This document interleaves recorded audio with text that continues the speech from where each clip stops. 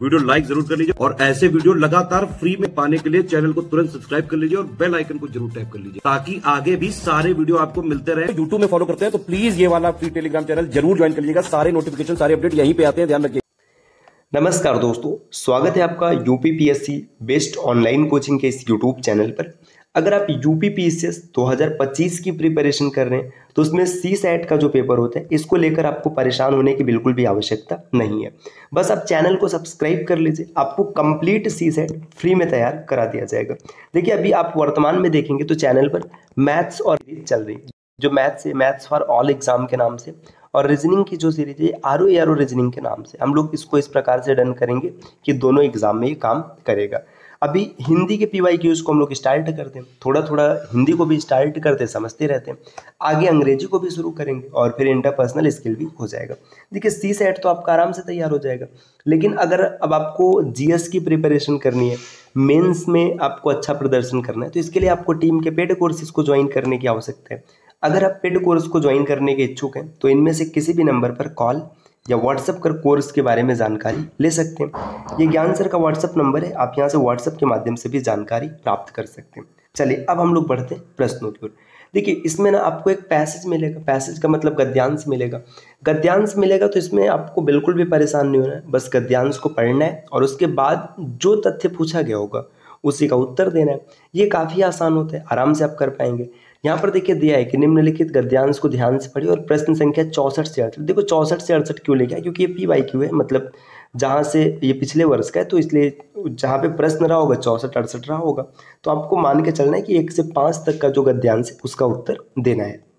देखिए, गद्यांश क्या दिया, गद्यांश दिया प्रत्येक राष्ट्राभिमानी के हृदय में अपने देश की संस्कृति तथा भाषा के प्रति प्रेम और अभिमान सहज ही होता है। मतलब जो भी राष्ट्राभिमानी व्यक्ति है, अपने देश के सम्मान, देश के प्रति प्रेम और अभिमान रहता है, वह अपनी राष्ट्र, अपनी जन्मभूमि और राष्ट्रभाषा के लिए प्राणों का उत्सर्ग करने को सदैव तत्पर रहता है। जिस देश के निवासियों के हृदय में यह भावना, उत्सर्ग भावना नहीं होती है, वह राष्ट्र पराधीन होकर अपनी सुख, शांति और समृद्धि सदा के लिए खो देता है। मतलब ये बताया जा रहा है कि जिस देश के व्यक्तियों में अपने राष्ट्र के प्रति सम्मान भावना की धारणा नहीं होती है, उनका क्या होता है, राष्ट्र धीरे धीरे गुलाम हो जाता है, समृद्धि समाप्त हो जाती है। देशभक्ति और सार्वजनिक हित के बिना राष्ट्रीय महत्ता का अस्तित्व ही नहीं रह सकता। अगर आप देशभक्ति और सार्वजनिक हित के बारे में नहीं सोचते तो राष्ट्रीय महत्ता का अस्तित्व नहीं बचेगा। यह भावना उसे इस बात का प्रयत्न करने के लिए प्रेरित करती है कि वह अन्याय से दुर्बलों की रक्षा करे, अनौचित्य का निवारण करे, धर्म पर स्थिर रहे और न्याय के लिए लड़े, समाज को हानि पहुंचाकर अनुचित लाभ उठाना एकदम अस्वीकार कर दे, अपने समाज के प्रति कर्तव्य से मुख मोड़कर उसे धोखा न दे। तो पूरा गद्यांश आप देखो, प्रश्न किस प्रकार का पूछा गया।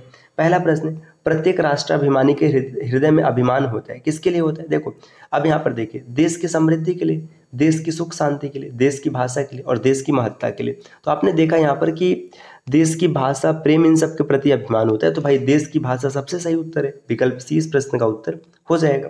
आगे देखिए, यहाँ पर दिया देशभक्ति प्रेरित करती है, तो देशभक्ति किसके लिए प्रेरित करती है। देखिए, अनौचित्य का निवारण करे, धर्म पर स्थिर रहे और न्याय के लिए लड़े। देखिए, अनौचित्य का निवारण करने के लिए ये उत्तर हो जाएगा आराम से।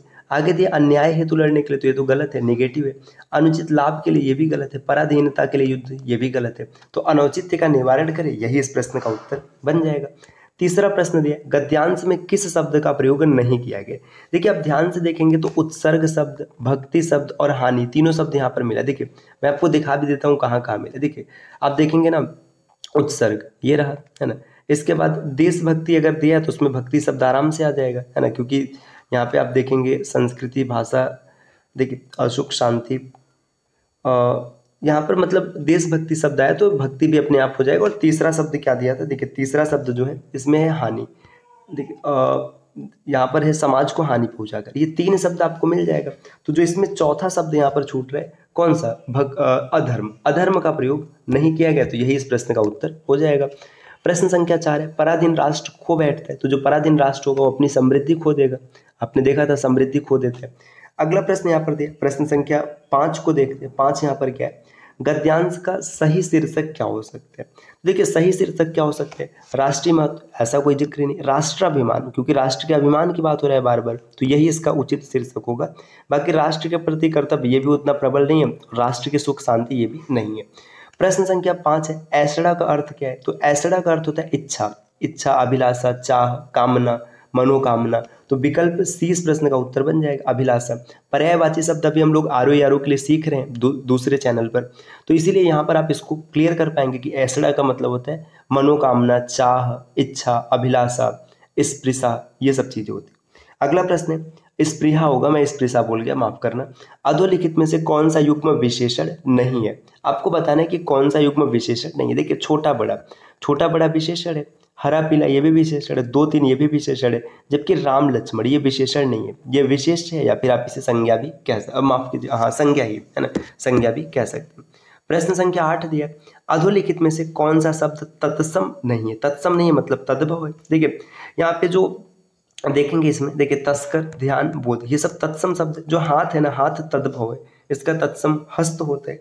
प्रश्न संख्या 9 दिया है, दैवज्ञ का अर्थ है। तो जो दैवज्ञ है इसका क्या अर्थ होता है? अगर आप देखेंगे तो इसका सही उत्तर हो जाएगा ज्योतिषी। दैवज्ञ मतलब ज्योतिषी होते हैं, विकल्प 20 प्रश्न का उत्तर बनेगा। आपको देवता, किन्नर, गंधर्व इन सब पर टिक नहीं करना।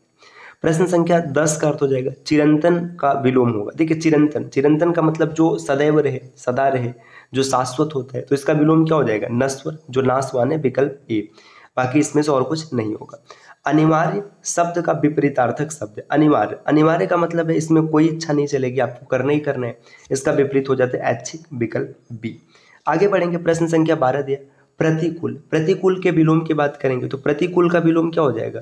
अनुकूल हो जाएगा। तो आप आराम से टिक करेंगे अनुकूल।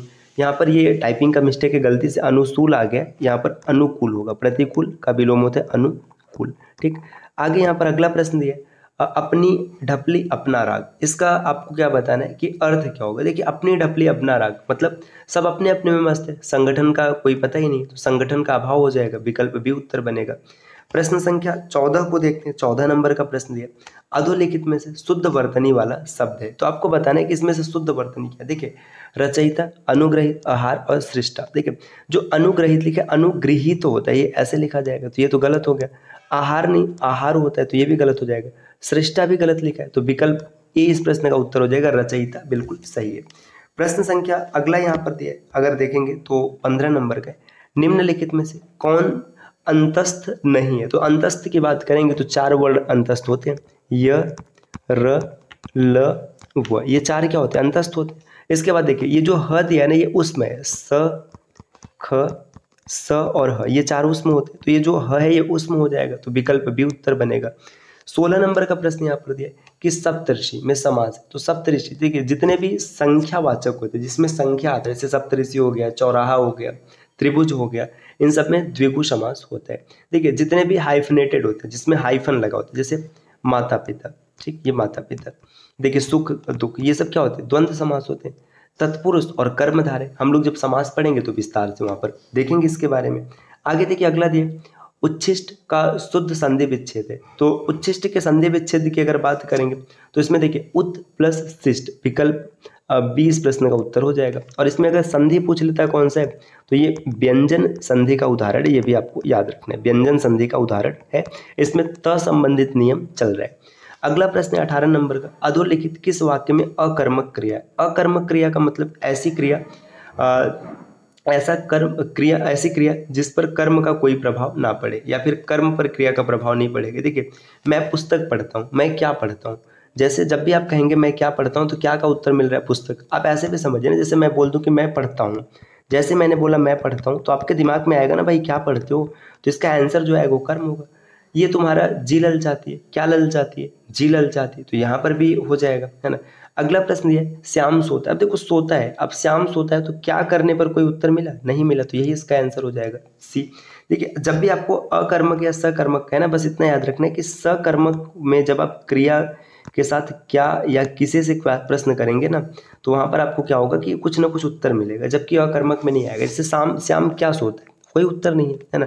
आप क्यों करेंगे, लेकिन क्यों का उत्तर कभी कर्म नहीं होते। प्रश्न संख्या 19 दिए, आग का पर्यायवाची नहीं है। अभी पर्यायवाची भी हम लोग सीख रहे हैं तो आप आराम से कर लेंगे। देखिए आग के पर्यायवाची की बात करेंगे तो इसमें देखिए अनल आग का पर्यायवाची होता है, पावक भी होता है, कृषाणु भी होता है। तो इसमें जो व्योम है ये नहीं है। व्योम, नभ, अंबर, गगन ये सब आसमान के पर्यायवाची होते हैं। प्रश्न संख्या 20 है, निम्नलिखित वाक्यों में से किसमें प्रेरणार्थक क्रिया का प्रयोग नहीं हुआ है। प्रेरणार्थक का मतलब खुद देखो क्या होता है, जब कर्ता स्वयं काम करता है तो वो सामान्य क्रिया होती है, और कर्ता किसी दूसरे से काम करवाते हैं तो प्रेरणार्थक होता है। पिता उसे पढ़ाते, देखो पिता खुद नहीं पढ़ रहा है, उसे पढ़ा रहे हैं, मतलब कर्ता काम नहीं कर रहा है तो ये प्रेरणार्थक है। राम नहीं पढ़ता, राम सीधा सीधा काम कर रहा है तो यही इसका उत्तर हो जाएगा। अब देखो दोस्तों ये 20 प्रश्न है जिसका डिस्कशन हम लोगों ने किया। 20 में से आपके कितने सही हुए कमेंट करके ज़रूर बताइएगा। और इस प्रकार के वीडियोस को लगातार देखने के लिए आप चैनल को सब्सक्राइब कर सकते हैं। अगर आप ROA या फिर UP PCS की कंप्लीट सिलेक्शन वाली तैयारी करना चाहते हैं तो आप टीम के पेड कोर्सेज को ज्वाइन कर सकते हैं। आप इनमें से किसी भी नंबर पर कॉल या व्हाट्सएप कर कोर्स की जानकारी ले सकते हैं। ये ज्ञान सर का व्हाट्सएप नंबर है, आप यहाँ से व्हाट्सएप के माध्यम से भी जुड़ सकते हैं। तो मिलते हैं साथियों आपसे अगले वीडियो में, तब तक के लिए नमस्कार।